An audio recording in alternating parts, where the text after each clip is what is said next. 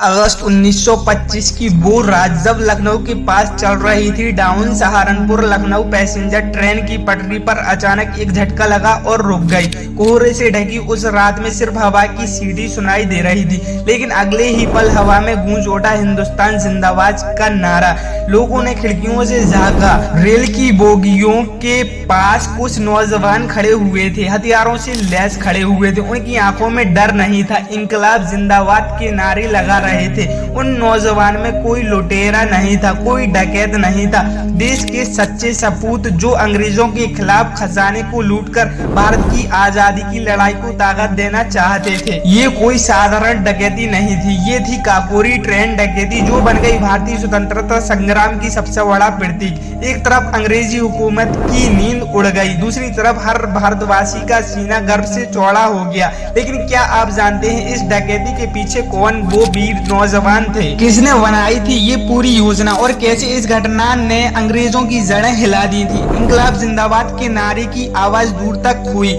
आज हम चलेंगे 1925 की उस रात में जहां शुरू हुआ था अंग्रेजों का एक आजादी के इतिहास को बदल देने वाला अध्याय। साल था 1925। देश पर अंग्रेजों का राज था। हर और भूख, गरीबी, गुलामी की जंजीरें बनी हुई थी। लोगों के पास बोलने की आजादी नहीं थी और वो आवाज उठाता उसे फांसी या जेल की सजा मिलती ही थी। लेकिन इस अंधेरे में भी कुछ ऐसे ही दीवाने नौजवान थे जो डरना नहीं जानते थे, जो मान चुके थे कि आज अब बात सिर्फ आजादी की ही होगी या फिर मौत की होगी। इन नौजवानों ने मिलकर बनाई थी एक गुप्त संगठन, हिंदुस्तान रिपब्लिक एसोसिएशन, जिसका मकसद था सिर्फ अंग्रेजों हुकूमत को हथियारों की ताकत से चुनौती देना। इस संगठन के संस्थापक थे पंडित राम बिस्मिल, एक कवि, एक नेता, एक ऐसा इंसान जिसके दिल में सिर्फ भारत माता बसती थी। बिस्मिल के साथ खड़े थे अशफाक उल्लाह खान, जो मुस्लिम होकर भी हिंदुस्तानी की मिट्टी को अपनी जान से ज्यादा प्यार करते थे। दोनों की दोस्ती ने दिखा दिया था कि हिंदू मुस्लिम एकता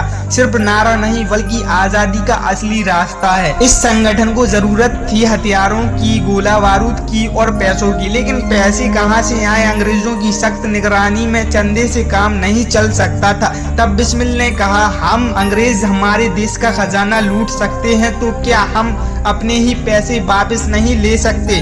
और यहीं से शुरू हुई काकोरी ट्रेन डकैती की योजना। बिस्मिल ने अपने साथियों को बुलाया। राजेंद्र लाहिड़ी, ठाकुर रोशन सिंह, राजेंद्रनाथ बख्शी, बनवारी लाल, मुकुंद चंद्र और चंद्रशेखर आजाद जैसे क्रांतिकारियों को। सबने तय किया कि किसी आम आदमी का पैसा नहीं छुएंगे, सिर्फ अंग्रेज खजाना लूटेंगे जो ट्रेन में लखनऊ से शाहजहांपुर भेजा जा रहा है। दिन था 14 अगस्त 1925। शाम ढल चुकी थी। काकोरी स्टेशन के पास एक सुनसान जगह पर कुछ नौजवान पेड़ों के पीछे छिपे हुए थे। हवा में बारिश की गंध और क्रांति की चाहत दोनों घुली हुई थी। ट्रेन आने ही वाली थी। अंधेरे में सिर्फ टिमटिमाती लालटेनें और धड़कते दिल थे। हर एक के हाथ में बंदूक थी, लेकिन आंखों में कोई लालच नहीं, सिर्फ आजादी की चमक थी। अशफाक उल्लाह खान ने कहा, बिस्मिल भाई, अगर आज हम पीछे हटे तो आने वाली पीढ़ियां हमें कायर समझेंगी। बिस्मिल्लाह मुस्कुराए और बोले, अशफाक उल्लाह, आजादी की लड़ाई खून मांगती है और हम अपने खून की आखिरी बूंदें तक लड़ेंगे। और तभी दूर से आवाज आती है ट्रेन की सीटी की।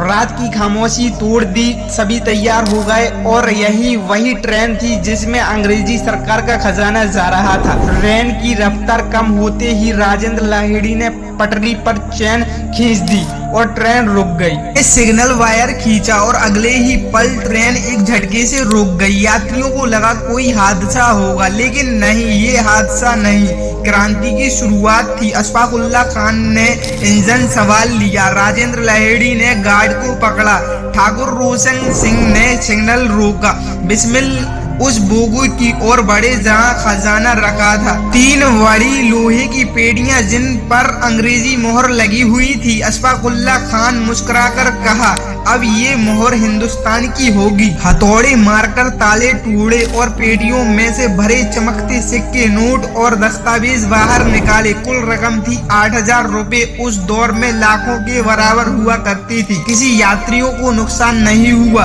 किसी से एक पैसा नहीं लिया। यह लूट नहीं थी, इनकलाब की निधि थी। हमने किसी गरीब को नहीं लूटा था, हमने अपना हक वापस लिया था, रामप्रसाद बिस्मिल कहते हैं। जब सब कुछ योजना के अनुसार चल रहा था तो अचानक ट्रेन में बैठे एक अंग्रेज सिपाही ने खिड़की से गोली चलाई। गोलियों की आवाज ने रात को हिलाकर रख दिया। अशफाक उल्लाह खान ने तुरंत जवाबी फायर किया। राजेंद्र लाहेड़ी ने यात्रियों को संभाला। बिस्मिल ने अपने साथियों को पीछे हटने का इशारा दिया। कुछ ही मिनटों में सब कुछ खत्म हो गया। पैसा बैग में भरा और सभी अलग अलग दिशाओं में निकल गए। बिस्मिल ने आसमान की ओर देखा। हे मातृभूमि, तेरे बेटे ने आज तेरा कर्ज चुकाना शुरू किया है। अगले ही दिन पूरा उत्तर भारत दहल गया। हर अखबार में सुर्खियां थी, सरकारी खजाना लूटा गया। ब्रिटिश सरकार तिलमिला उठी। छापेमारी शुरू हुई। सैकड़ों लोगों से पूछताछ हुई और कुछ ही हफ्तों में काकोरी केस बन गया, द काकोरी कॉन्स्पिरेसी केस। एक एक करके सब पकड़े गए। रामप्रसाद बिस्मिल शाहजहांपुर से पकड़े गए, अशफाक उल्लाह खान दिल्ली से पकड़े गए, राजेंद्र लाहेड़ी बनारस से पकड़े गए, रोशन सिंह इलाहाबाद से पकड़े गए। पूरे भारत में सन्नाटा छा गया। लोग कहते थे ये चारों तो देश की जान है, लेकिन अंग्रेजों को सिर्फ बदला चाहिए था। मुकदमा लखनऊ की अदालत में पहुंचा। 2 साल तक गवाहियों और झूठे सबूतों का खेल चलता रहा। अंग्रेजी सरकार चाहती थी उन्हें आतंकवादी साबित किया जाए, लेकिन भारत चाहता था ये चारों क्रांतिकारी हीरो बने। फैसला आया और चारों को फांसी हो गई। बाकी कुछ को उम्र कैद और कुछ को देश निकाला हो गया। पूरे भारत रो पड़ा, लेकिन लोगों ने दीवारों पर लिखना शुरू कर दिया, बिस्मिल अमर है, अशफाक उल्लाह अमर रहेंगे। राजेंद्र लाहेड़ी को 17 दिसंबर 1927 को गोंडा जेल में फांसी दी गई।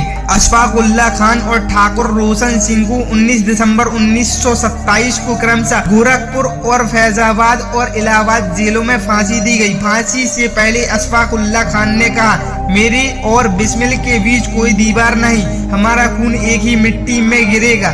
बिस्मिल ने अंतिम बार कहा, मैं भारत माता की वली का वकरा बनने जा रहा हूं। अगर मेरे मरने से देश जागेगा तो ये सौदा मुझे मंजूर है। काकोरी की डकैती ने सिर्फ अंग्रेजों को नहीं बल्कि पूरे भारत को हिलाकर रख दिया था। हर नौजवान के दिल में ये आग लग गई। अगर बिस्मिल और अशफाक उल्लाह खान जान दे सकते हैं तो हम क्यों नहीं।